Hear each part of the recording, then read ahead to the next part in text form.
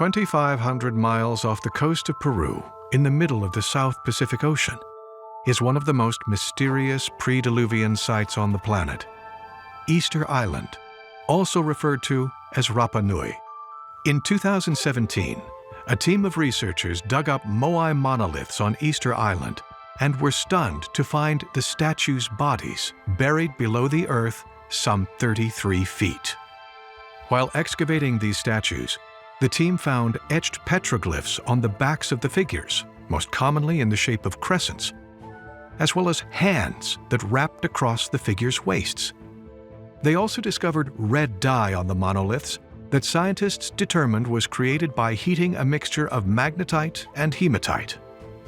Mainstream understanding is that the ancient inhabitants of Easter Island were only 800 years old, and that the Moai monoliths reflect this age.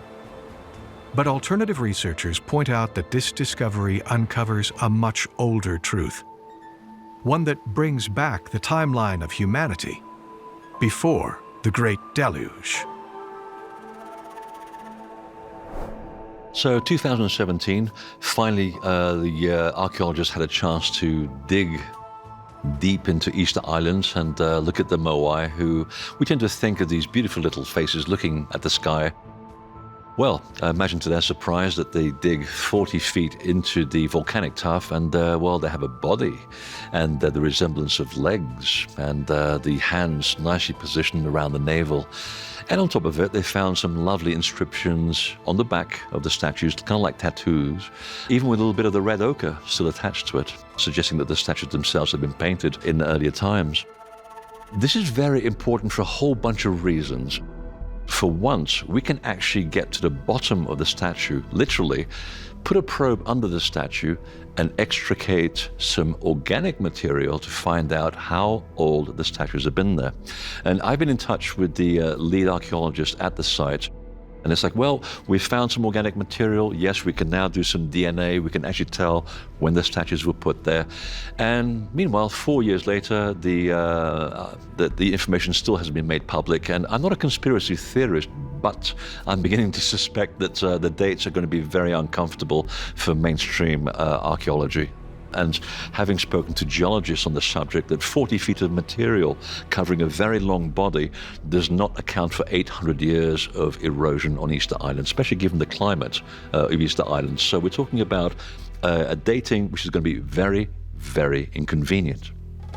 At Easter Island, we have these great Moai heads, and everyone thought they just stopped at the chest. Actually, when they started digging, they discovered that these Moai had full bodies, super megalithic bodies. Now, when you look at these bodies, they had all this ornate carving on them. If you look at the same thing at Göbekli Tepe, where they dug out this area and found these pillars, they have these same ornate drawings on them. You can see the similar birds, similar animals, and what's incredible is the animals and birds and the other objects carved are not from the region, neither from Göbekli Tepe nor Easter Island. So what is this? How can we have two of the very similar carvings of things not from those regions halfway across the world? So Easter Island was an eye-opener for a lot of us to make us say, well, obviously, these civilizations were linked in some way. So there are similarities between the styles of carving, the 3D relief carving on Easter Island, as there are at places like Göbekli Tepe. Now, people think there's no connection between these two ancient cultures, but it really looks like there is. I mean, one of the most obvious things is the fact that they have these hands, very long fingers pointing towards the navel. Now, not only do we get that design on the Göbekli Tepe T-pillars in these abstract human forms, we get it on the Moai, but also we must remember that in tradition, Easter Island was traditionally called the navel of the world. Likewise, Göbekli Tepe was called Potbelly Hill, again referencing the navel.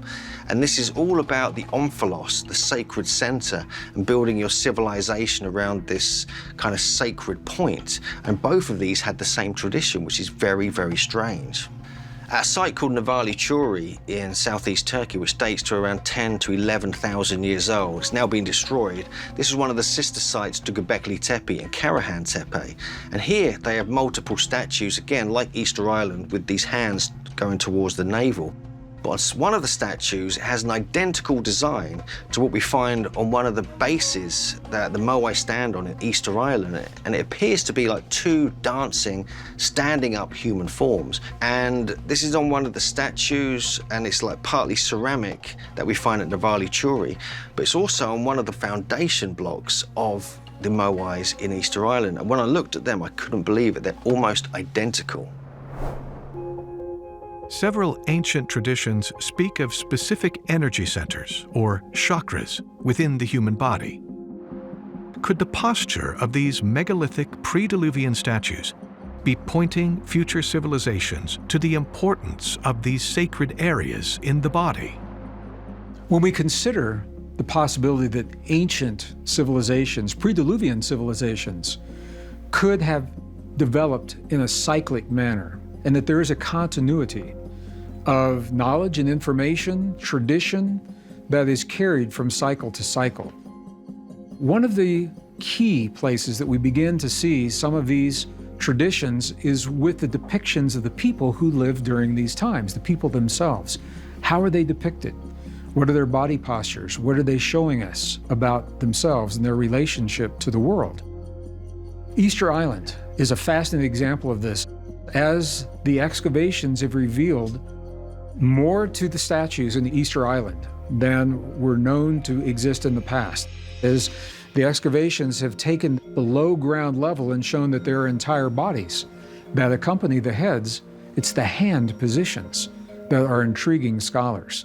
The way the hands are placed on the body, they're not simply at their sides, but they're showing a particular part of the body. And the question is, do we see that in other places?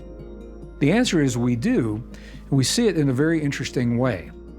In Peru, for example, there is the legend in Lake Titicaca of how the Peruvian people began.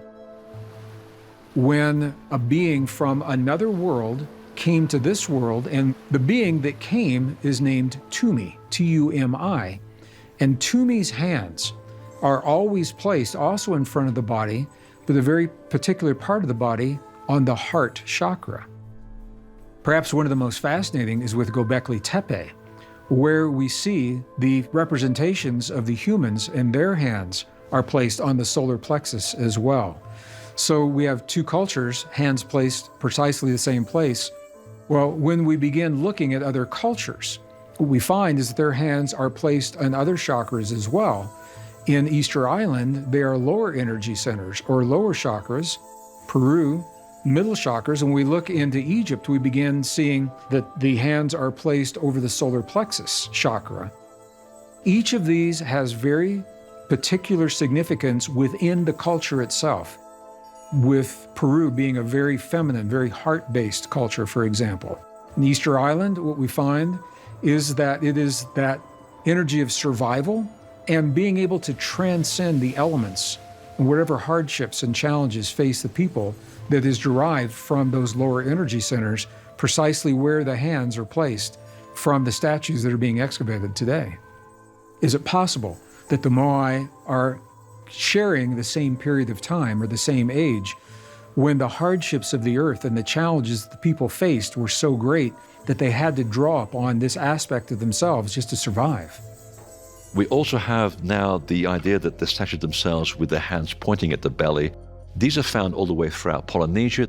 They're found in the Korean Peninsula, found in South America, and Göbekli Tepe. So, here's the connection. If the earliest carbon-14 dating of Gobekli Tepe is now at 10,200 BC, we have a problem, because the same image of the pillar with the hands clutching the belly is also found in Easter Island, and the debris on Easter Island is much older than 800 years. Now we begin to realize that whoever put the statues on Easter Island and carved the statues in Gobekli Tepe, they had to be borrowing from the same manual. They may have been ostensibly the same people, or at least the same groups of people belonging to the same academy. And not just that, but different academies around the world who are borrowing from exactly the same manual, and they're all following the same procedure. It opens up the whole story of humanity. Could these monoliths connect with the ancient structures of Gobekli Tepe? And if so, does that mean they could have been carved over 12,000 years ago? An ancient carving has been found on the back of these heads. How does this connect the inhabitants of Easter Island to the Middle East, Turkey, or even Egypt? In 1864, we find a Roman Catholic friar was exploring the villages in Easter Island. And what he noticed is in many of the homes of the Rapa Nui people, the native people of Easter Island, he would find various sticks or tablets that had these strange etchings on them. And as he looked at the etchings, he noticed that they were in the shape of humans or animals or other geometric forms. And when he asked the people what they are, they would say, oh, it's Rongo Rongo. And when we go into the Rapa Nui language, the language of the native Easter Islanders, we find that Rongo Rongo means to speak out or to cite. So it suggests that it's a form of language. But what does this language mean? Unfortunately, we don't know. We don't have enough examples of it. We don't have enough way of correlating it to other languages. So we can't quite translate what this language is.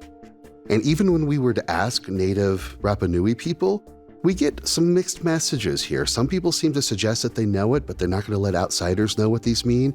And other people suggest, no, we don't know what this is all about. So unfortunately, the language of Rongo Rongo continues to be undeciphered.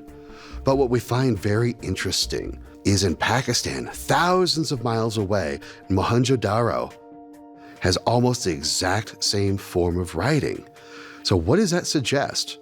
Rongo Rongo is a mysterious script that is found on tablets, wooden tablets that were discovered at Easter Island and created by the Easter Islanders. And for a long time, nobody could decipher this script. It has these very strange figures, these humanoid figures with dots beside them, or bird-headed humans, or these circular images that made no sense to anybody.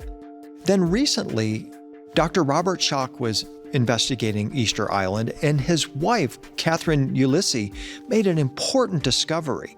She looked at the Rongo Rongo script and said, wait a minute, this looks exactly like what Dr. Anthony Perrott from Texas is investigating with plasma forms. When solar storms occur, we see these very strange images that can form in the sky. Well, Catherine Ulysses looks at these images and compares it to the Rongo Rongo script and realizes they're virtually identical, and puts forward the hypothesis that what we could be looking at with the Rongo Rongo script are ancient records of what the Easter Islanders saw in the night sky or during this time of intense solar flare activity. The thing is, this solar flare activity is dated to around 10,000 BC. So what's happening here with the Rongo Rongo script is that they are repeating over and over these imagery, and they might have lost the original meaning. In other words, they didn't realize it referred to what they were seeing in the sky.